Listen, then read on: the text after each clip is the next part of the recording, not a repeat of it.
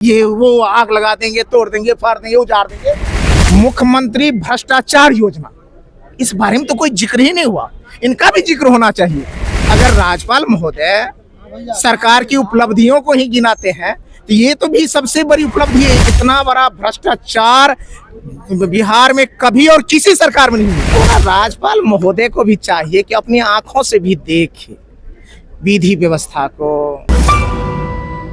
नमस्कार, AR24 बिहार की video में आप सभी का स्वागत है। मैं वेद सिंह। देखिए, आज बजट सत्र का पहला दिन था। राज्यपाल के अभिभाषण के बाद आरजेडी के विधायक गौतम कृष्णा महिषी से उन्होंने आज मुख्यमंत्री नीतीश कुमार के ऊपर काफी जोरदार हमला बोला है। उन्होंने साफ तौर पर बड़े बड़े आरोप भी लगाए। उनका कहना था कि एक योजना जो है वो तो अभी तक लागू ही नहीं हुआ। बड़ी बड़ी गंभीर आरोप लगा रहे हैं गौतम कृष्णा। क्या कह रहे हैं, पहले चलिए वो हम आपको सुनाते हैं। लेकिन एक बात आप लोगों के बीच से मैं रखना चाहता हूं। मुझे लगता है कि जो लिख करके दे दिया जाता है वही हमारे अभिभाषण के रूप में राज्यपाल महोदय पढ़ देते हैं। थोड़ा राज्यपाल महोदय को भी चाहिए कि अपनी आंखों से भी देखे विधि व्यवस्था को, लोगों की समस्या को, भ्रष्टाचार को। मैं तो एक बात मैं चाह रहा था, लेकिन संसदीय जो परंपरा है, मर्यादा है, इस मर्यादा की वजह से मैं बोल नहीं पाया। अभी राज्यपाल का अभिभाषण था, फिर मौका मिलेगा तो मैं बोलूँगा कि सारी योजना का तो जिक्र हुआ, लेकिन एक सबसे महत्वपूर्ण योजना का जिक्र ही नहीं हुआ।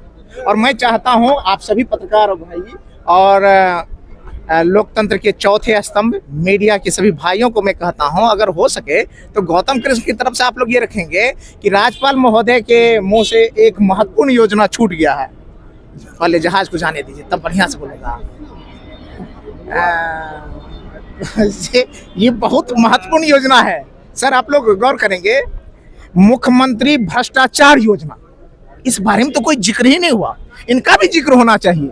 अगर राज्यपाल महोदय सरकार की उपलब्धियों को ही गिनाते हैं तो ये तो भी सबसे बड़ी उपलब्धि है। इतना बड़ा भ्रष्टाचार बिहार में कभी और किसी सरकार में नहीं हुई। आज हम तो सभी पत्रकार भाइयों से भी कहेंगे, आप लोग भी अपना प्रत्यक्ष अनुभव, अगर लगता हो कि गौतम कृष्ण बाइस्ट होकर बोलता हो तो आप लोग भी इस पर गौर करेंगे।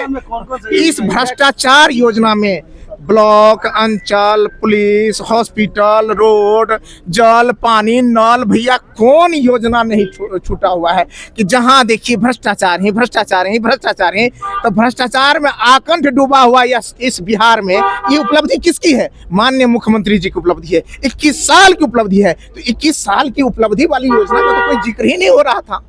इसलिए मैं चाहता हूं मुख्यमंत्री भ्रष्टाचार योजना का जिक्र होना चाहिए राज्यपाल के अभिभाषण में, जो नहीं हुआ। मुझे लगा ये कमी रहा।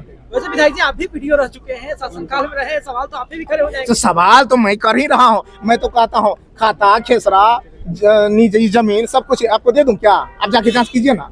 अरे भैया, कहता सांच को आँच कैसा? अगर मैं सही हूँ तो आपके सामने बोल रहा हूँ, अगर जिस दिन गलत रह जाऊंगा उस दिन मेरे मुंह भी बंद हो जाएंगे। यूजीसी को लेकर के क्या कुछ कहिएगा? स्टे लगा दो सुप्रीम कोर्ट के द्वारा। अब तो मान लिये सुप्रीम कोर्ट के संज्ञान में है तो निश्चित रूप से कोर्ट के फैसला का हम लोगों को इंतजार करना चाहिए। लेकिन मैं कहता हूं जिन भी व्यक्ति के द्वारा मैं आपत्ति देखता हूं, मैं निष्पक्ष कहता हूं, मैं किसी पक्ष और विपक्ष की बात नहीं करता हूं। हमको लगता है कि अगर किसी को, अगर हम संरक्षित, जैसे ये सारे कैमरा है, इस कैमरा को अगर हम यहाँ संरक्षित कर दिया ऐसे हाथ दे करके, तो क्या इसका मैं अवहेला कर दिया क्या? इसका अवहेला कर दिया क्या? मैं आप लोगों को पूछता हूँ। तो किसी खास वर्ग को अगर मैं ऐसे प्रोटेक्ट कर दिया, इसका मतलब नहीं है कि इसको मैं नजरअंदाज कर रहा हूं। इसलिए बड़े किसी भी सवर्ण जात के लोग जो भी विरोध कर रहे हैं, मैं हाथ जोड़कर विनती करता हूं, आपको बड़ा दिल दिखाना चाहिए, बड़ा कलेजा रखना चाहिए। क्योंकि एक वर्ग को संरक्षित करके अगर उसके हौसला को अगर अफजाई किया जा रहा है, बढ़ाया जा रहा है, इसमें आपत्ति नहीं होनी चाहिए। मेरा ऐसा मानना है।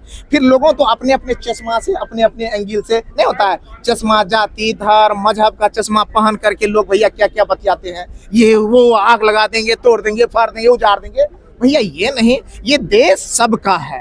अगर किसी कमजोर बच्चे को अगर हम लोग दूध ज्यादा ऑफर कर देते हैं, क्या कहता है, उसको ज्यादा हम प्रोटेक्ट कर देते हैं, इसका मतलब नहीं है कि हम अपने दूसरे बच्चे को क्या करते हैं, नजरअंदाज करते हैं। इसका मतलब सीधे ये हुआ, अगर किसी का भरोसा जितना हो, आगे बढ़ाना हो, अगर उसको संरक्षित कर दिए तो इसमें क्या आपत्ति है? कोई आपत्ति तो नहीं है। लेकिन अगर उस पर लोग अपना राजनीतिक रूप देने के लिए, रंग देने के लिए, कुछ आदमी तो नहीं होता है, चलो भैया इसमें पियर का, नियल का कर तो कुर्ता चमका देते हैं। भैया क्या बात करते हैं। अरे देश के मुद्दा पर, मानवता के मुद्दा पे, किसी को ऊंचा बढ़ाने के मुद्दा पे कभी भी राजनीति नहीं होनी चाहिए। विधानसभा में आपकी संख्या कम है, सत्ताधारी जो लोग हैं उनकी संख्या ज्यादा है, तो कहीं दबाव महसूस करेंगे? अच्छा सर, एक बात बताइए, संख्या बल से क्या होता है? यहाँ कुश्ती होना है क्या विधानसभा में? ये विचारों की लड़ाई है, लोकतंत्र है, और ऐसे में बोलने वाला वैसे भी लोकतांत्रिक मर्यादा में एक के बाद एक को ही बोलने दिया जाता है। तो कुश्ती थोड़े हो रहा है कि इधर 25 है इधर में 80 है तो चल कुश्ती महारा देगा।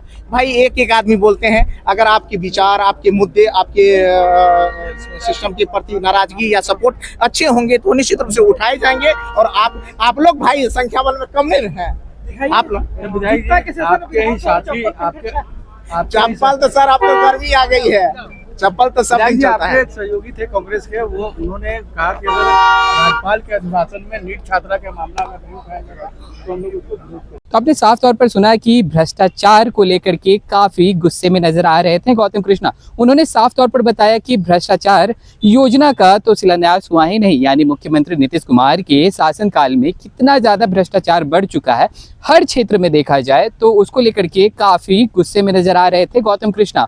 और तो और उन्होंने साफ तौर पर कहा यूजीसी एक्ट के लिए कि अभी तो कोर्ट में ये मामला है, उसके ऊपर अभी टिक्का टिप्पणी करना सही नहीं है।